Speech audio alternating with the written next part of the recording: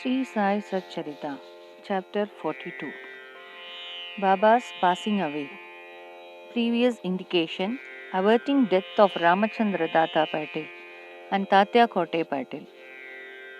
Charity to Lakshmi Bai Shinde, last moment. This chapter describes the passing away of Baba. Preliminary. The stories given in the previous chapter have shown that the light of Guru's grace removes fear of mundane existence, opens the path of salvation, and turns our misery into happiness. If we always remember the feet of the Sadguru, our troubles come to an end, death loses its sting, and the misery of this mundane existence is obliterated.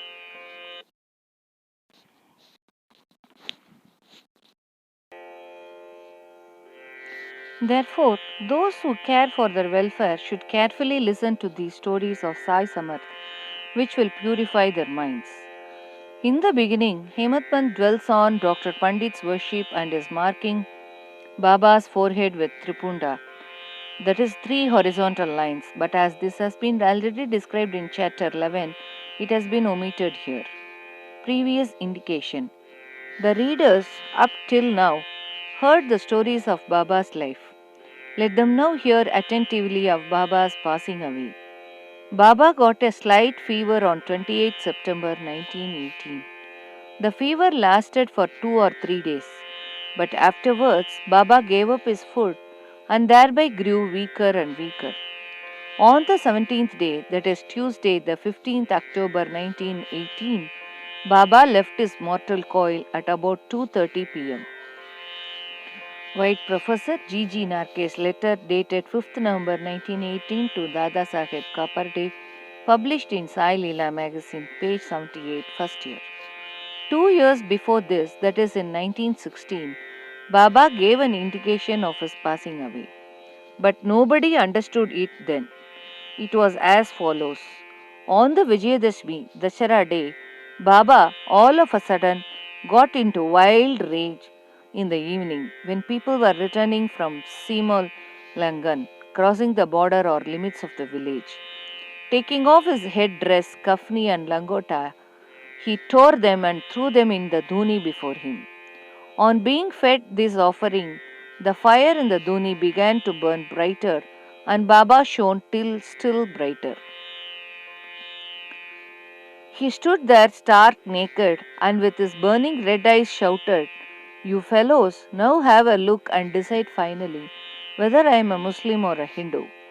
Everybody was trembling with fear and none dared to approach Baba. After some time, Bagoji Shinde, the leper devotee of Baba, went boldly near him and succeeded in tying a langota waistband round his waist and said, "Baba, what is all this? Today is the Simo Langan, that is the Dasara holiday." Baba, striking the ground with his shatka, said, "This is my Simo Langan, crossing the border."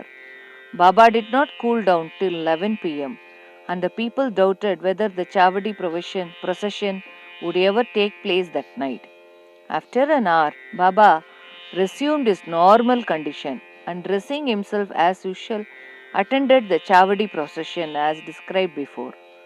By this incident, Baba gave a suggestion that Dasara was the proper time for him to cross the border of life, but none understood its meaning then. Baba gave another indication also as follows: averting death of Ramachandra and Tatya Patil. Sometime after this, Ramachandra Patil became seriously ill. He suffered a lot.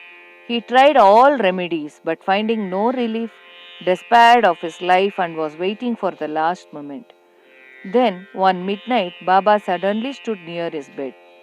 Patel held his feet and said, "I have lost all hopes of life.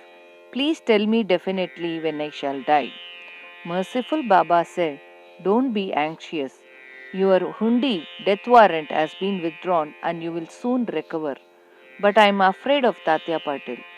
He will pass away on Vijayadashmi of Shaka 1840-1918 AD. Do not divulge this to anybody nor to him, for he will be terribly frightened." Ramachandra Dada got well, but he felt nervous about Tatya's life, for he knew that Baba's word was unalterable and that Tatya would breathe his last within 2 years. He kept this secret, told it to none but to Bala Shimpi, a tailor only. Only these two persons, Ramachandra Dada and Bala Shimpi, were in fear and suspense regarding Tatya's life. Ramachandra Dada soon left his bed and was on his legs. Time passed quickly. The month of Bhadrapat of Shaka 1840-1918 was ending and Ashwin was approaching. True to Baba's word, Tatya fell sick and was bedridden, and so he could not come for Baba's darshan. Baba was also down with fever. Tatya had full faith in Baba. Tatya's illness began to grow from bad to worse, and he could not move at all, but always remembered Baba. The predicament of Baba began to grow equally worse. The day predicted, that is Vijayadashmi, was impending, and both Ramachandra Dada and Bala Shimpi were terribly frightened about Tatya, and their bodies trembling and perspiring with fear, thought that as predicted by Baba, Tatya's end was near. Vijayadashmi dawned and Tatya's pulse began to beat very slow, and he was expected to pass away shortly. But a curious thing happened. Tatya remained, his death was averted, and Baba passed away instead. It seemed as if there was an exchange. People said that Baba gave up his life for Tatya. Why he did so, he alone knows, as his ways are inscrutable. It seems, however, that in this incident, Baba gave a hint of his passing away, substituting Tatya's name for his own. Next morning, 16th October, Baba appeared to Dasganu at Pandarpur in his dream and said to him, "The masjid collapsed. All the oilmen and grocers of Shirdi harassed me a lot, so I leave the place. I therefore came to inform you here. Go there quickly and cover me with bakal flowers." Dasganu got the information also from Shirdi letters. So he came to Shirdi with his disciples and started bhajan and kirtan and sang the Lord's name throughout the day before Baba's Samadhi. Himself weaving a beautiful garland of Lord Hari's name, he placed it on Baba's Samadhi and gave a mass feeding in Baba's name. Charity to Lakshmi Bai. Dasara or Vijayadashmi is regarded by all the Hindus as the most auspicious time, and it is befitting that Baba should choose this time for his crossing the border lane. He was ailing some days before this, but he was ever conscious internally. Just before the last moment, he sat up without anybody's aid and looked better. People thought that the danger had passed off and he was getting well. He knew that he was to pass away soon, and therefore he wanted to give some money as charity to Lakshmi Bai Shinde, Baba pervading all creatures. This Lakshmi Bai Shinde was a good and well-to-do woman. She was serving in the masjid day and night. Except Bhagat Mahal's Pati, Tatya and Lakshmi Bai, none was allowed to step in the masjid at night. Once, while Baba was sitting in the masjid with Tatya in the evening, Lakshmi Bai came and saluted Baba. Baba said to her, "Oh Lakshmi, I am very hungry." Off she went saying, "Baba, wait a bit. I return immediately with bread." She did return with bread and vegetables and placed the same before Baba. He took it and gave it to a dog. Lakshmi Bai then asked, "What is this, Baba? I ran in haste, prepared bread with my own hands for you, and you threw it to a dog without eating a morsel of it. You gave me trouble unnecessarily." Baba replied, "Why do you grieve for nothing? The appeasement of the dog's hunger is the same as mine. The dog has a soul, the creatures may be different, but the hunger of all is the same, though some speak and others are dumb. Know for certain that he who feeds the hungry really serves me with food. Regard this as truth." This is an ordinary incident, but Baba thereby propounded a great spiritual truth and showed its practical application in daily life without hurting anybody's feelings. From this time onward, Lakshmi Bai began to offer him daily bread and milk with love and devotion. Baba accepted and ate it appreciatingly. He took a part of this and sent the remainder through Lakshmi Bai to Radhakrishna Mai, who always relished and ate Baba's remnant prasad. This bread story should not be considered as a di- discretion. It shows how Sai Baba pervaded all the creatures and transcended them. He is omnipresent, birthless, deathless, and immortal. Baba remembered Lakshmi Bai's service. How could he forget her? Just before leaving his body, he put his hand in his pocket and gave her rupees 5 and then rupees 4, in all rupees 9.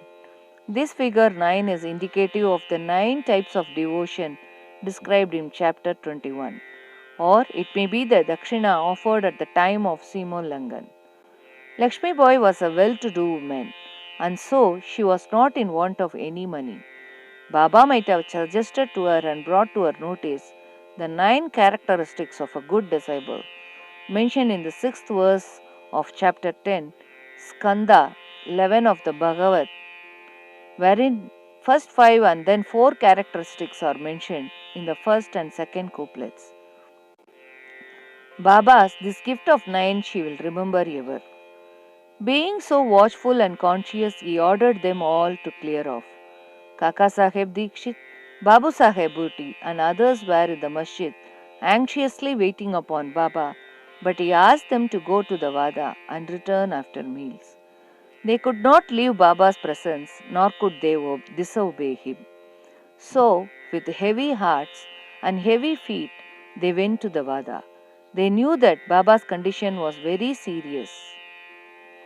They could not leave him. They sat for meals, but their mind was elsewhere. It was with Baba. Before they finished, news came to them of Baba shedding the mortal coil. Leaving the dishes, they ran to the masjid and found that Baba rested finally on Bayaji's lap. He did not collapse on the ground, nor did he lie on his bed, but sitting quietly on his seat and doing charity with his own hand, left the mortal coil. Saints embody themselves and come into this world with a definite mission, and after that is fulfilled, they pass away, as quietly and easily as they came. Bow to Sri Sai. Peace be to all.